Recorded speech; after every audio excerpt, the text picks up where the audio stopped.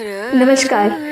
आज की कलाकार की ये दूसरी कड़ी समर्पित है एक ऐसी कलाकार को जिन्होंने वायलिन को मानसिक स्वर की आत्मा से जोड़ा और हिंदुस्तानी संगीत में वायलिन को दी एक नई पहचान।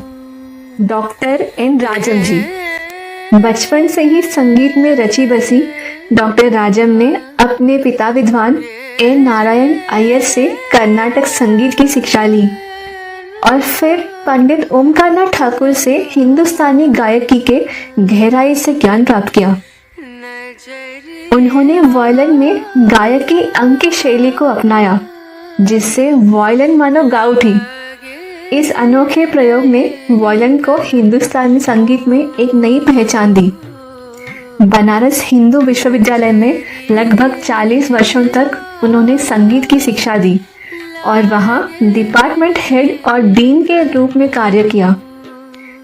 डॉक्टर राजम ने विश्व भर में भारत का प्रतिनिधित्व किया और उनके शिष्यों में उनकी बेटी संगीता शंकर, पोतियां रागिनी और नंदिनी शंकर और भतीजी कलाराम नाथ जैसे प्रसिद्ध वायलिन वादक भी शामिल हैं। उन्हें पद्मश्री, पद्म भूषण, संगीत नाटक अकादमी पुरस्कार और संगीत नाटक अकादमी फेलोशिप जैसे अनेक सम्मानों से नवाजा गया। उनके संगीत में इतना जादू है कि उनका एक अद्भुत उदाहरण तब सामने आया जब कोलकाता के एक हॉस्पिटल में डेंगू से कोमा में गई 21 वर्षीय संगीता दास को डॉक्टर राजम की राग दरबारी कन्नड़ की वायलिन प्रस्तुति सुनाई गई।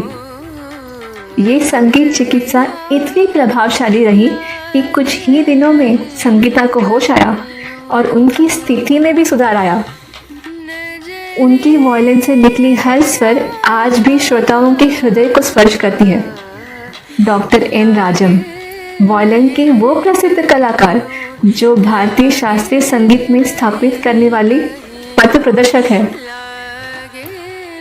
और जैसे संगीत के 3 स्तंभ होते हैं, ज्ञान, वादन और नृत्य, वैसे ही हमारे काशी विरासत फाउंडेशन की स्थापना के भी 3 स्तंभ हैं। ज्ञान की देवी गिरिजा देवी, नृत्य की महारानी सितारा देवी जी और वादन की साम्राज्ञी डॉक्टर एन राजम जी। ये थी हमारी आज की कलाकार की दूसरी कड़ी।